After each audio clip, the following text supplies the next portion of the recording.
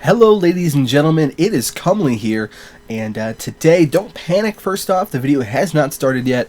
Your computer is not broken. I wanted to give a little bit of introduction because we're doing the IPL 5 Caster Search Extraordinary Adventure Bonanza, I think is the actual title. So we're doing the two parts. First, we're going to be doing just this champion selection video, which is going to be a little bit awkward for me because I get really invested in things, and like to not be able to see how the actual game plays out might be really agonizing for me. Looking at it right now, I might have actually seen this because obviously it's from the IPL 4. I think it's Monomaniac, I want to say it is, going against Team Dignitas Gaming.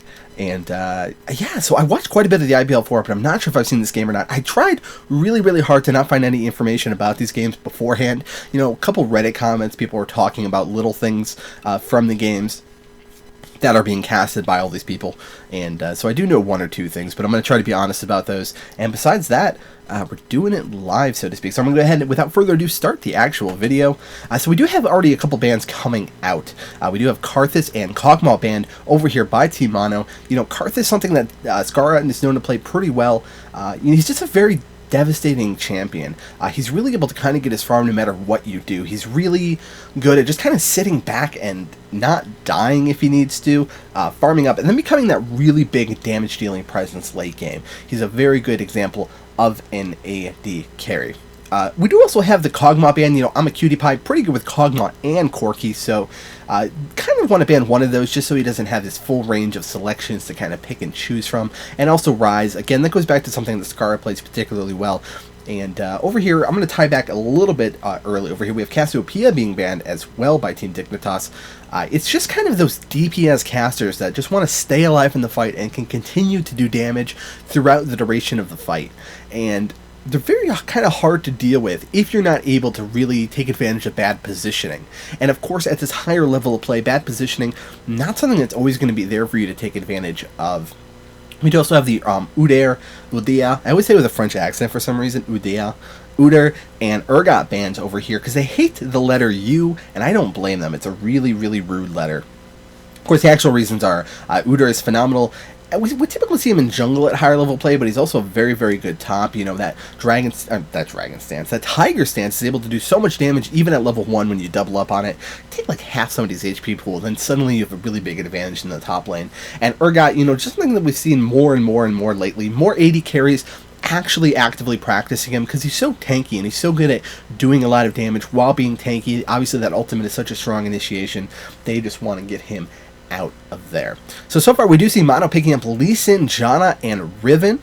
Not too surprising, all very strong picks as always. You know, that Janna passive is just so good. A lot of people talking it might be a little bit too strong. Gives you a lot of incentive to pick Janna. Even if you actually nerfed some of her spells, her passive would still be there and still be just so strong.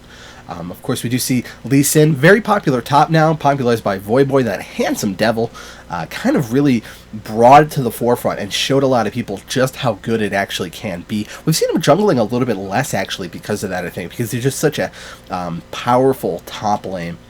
However, I would expect him to go ahead and jungle with the Riven. We do see jungle Riven sometimes, but it tends to be fading out a little bit here.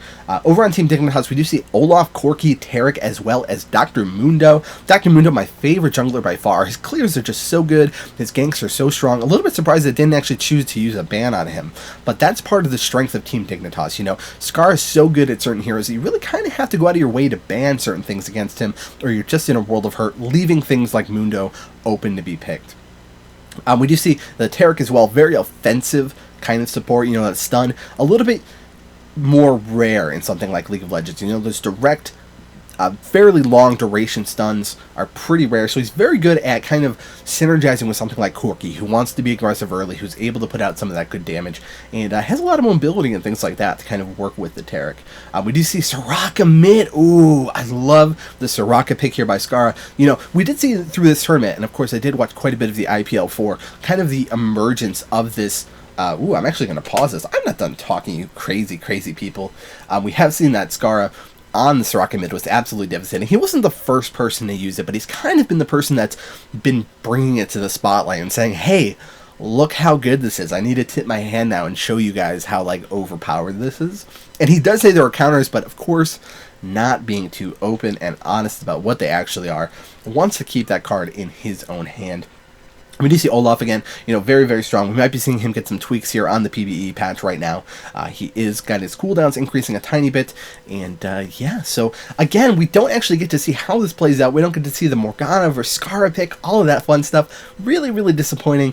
I'm actually going to try to find this game. I'm pretty sure I did see it live because I think I saw all of these Scarra Soraka mid games because they were very, very exciting. I like seeing new strategies. I like seeing people pulling out tricks like that. And yeah, so we're going to go ahead and leave it here for now, and we're going to go into the full game cast, so I will see you guys on the other side.